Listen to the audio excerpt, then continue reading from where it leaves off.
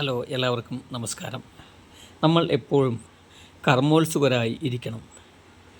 വെറുതെ ഇരിക്കുന്നവൻ്റെ മനസ്സ് അല്ലെങ്കിൽ മടിയൻ്റെ മനസ്സാണ് ചെകുത്താൻ്റെ പണിപ്പുര എന്ന് പറയാറുണ്ട്.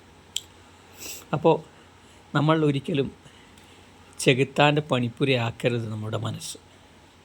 എപ്പോഴും നമ്മൾ പ്രവൃത്തികൾ ചെയ്തുകൊണ്ടേയിരിക്കണം. നമ്മൾ നല്ല പ്രവൃത്തികൾ അല്ലെങ്കിൽ നമ്മളുടെ കർത്തവ്യങ്ങൾ എപ്പോഴും നമ്മൾ ശ്രദ്ധിച്ചു കൊണ്ടേയിരിക്കണം. മനസ്സിനെ ഒരിക്കലും വെറുതെ അലയാൻ വിടരുത്. അപ്പോഴാണ് നമ്മളുടെ ഉള്ളിൽ വേണ്ടാത്ത ചിന്തകളൊക്കെ വരിക.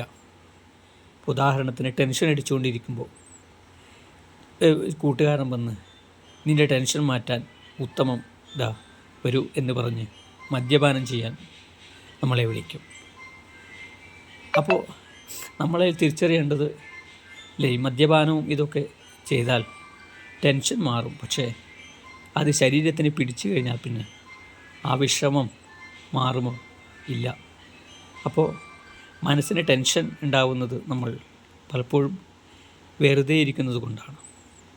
നമ്മളെപ്പോഴും കർമ്മോത്സുകരാണെങ്കിൽ നമ്മളെ ടെൻഷൻ ബാധിക്കില്ല. എന്തെങ്കിലും അതോ വിഷമം വരുത്തുന്ന കാര്യം മനസ്സിലുണ്ടായാൽ അതങ്ങ് വിട്ടേക്കണം. പിന്നീട് വീണ്ടും നമ്മൾ കർമ്മോത്സുകരാകാം. എല്ലാവർക്കും നല്ലൊരു ദിനം ആശംസിക്കുന്നു. നമസ്തേ. എൻ്റെ ഈ ചാനൽ ഇഷ്ടമായാൽ ലൈക്ക് ചെയ്യുക, സബ്സ്ക്രൈബ് ചെയ്യുക.